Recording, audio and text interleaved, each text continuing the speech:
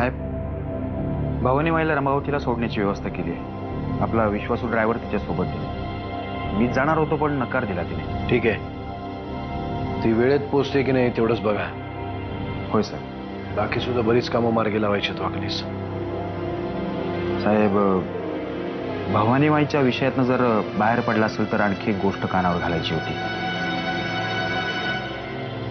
बोला वाकणीस, बोला.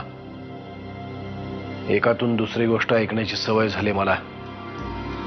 आपल्या हितचिंतकांनीच सवय लावली आहे. बोला, काय बोलायचं ते. साहेब, वामनरावांचा फोन आला होता.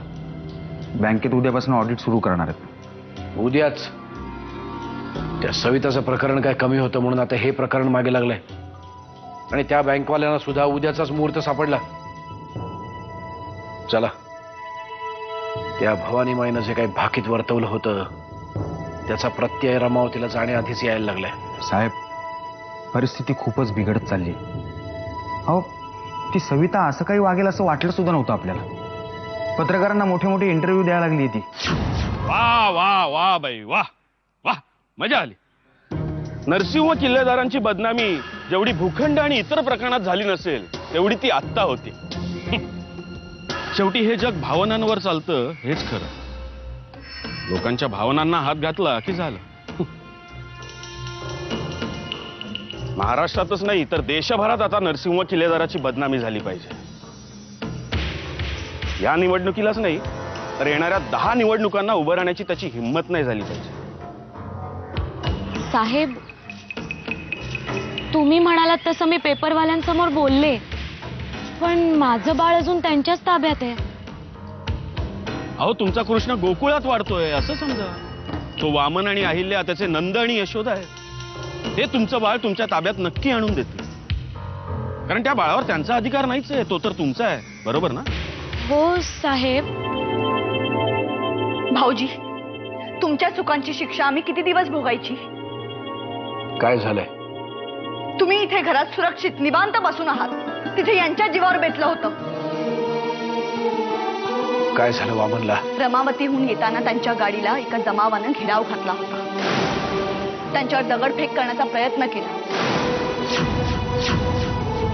पण सुदैवाने त्यांनी गाडी वळवली म्हणून ते वाचले. काय? हे सगळं कधी झालं? आता थोड्या वेळापूर्वी यांचा फोन आला होता. खूप घाबरले होते ते. त्या बरोबरीने लोक आम्हालाही नावं ठेवतात. लोक काय म्हणतात त्याच्याशी मला काही घेणं देणं नाहीये.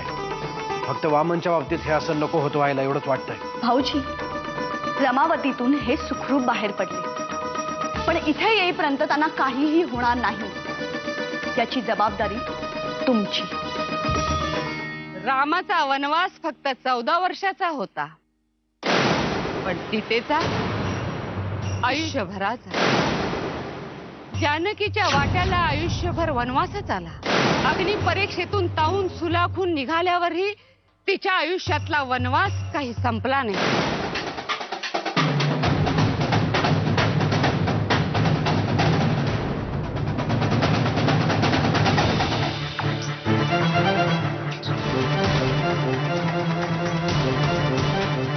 वामन, हे सगळं काय आहे वामन? तू जे बघतोयस तेच आहे. सन्मान केलाय माझा आत्ता बाहेर. सन्मान. कधी झालंय सगळं आणि कोणी केलं? मी रमावतीहून मुंबईला घरी येत असताना मुंबईतच झालंय हे सगळं. वाटेल ते बोलत होते, शिव्या देत होते. मी एकटा काय प्रतिकार करणार होतो? खिशात हात घालून फोन सुद्धा नाही काढता आला मला. रमावतीतून बाहेर पडताना तुझ्या गाडीवर दगडफेक झाली. तीच लोक होती काही? तू कोणाला पाहिलंस? कोणाचे चेहरे आठवतात तुला? गर्दीला कधी चेहरा असतो दादा? एक नक्की, ती माणसं वेगळी होती, ही माणसं वेगळी आहेत. रमावतीतली आणि ही माणसं वेगवेगळीच होती. हा, आता बाकी त्यांचा परस्पर काही संबंध असेल.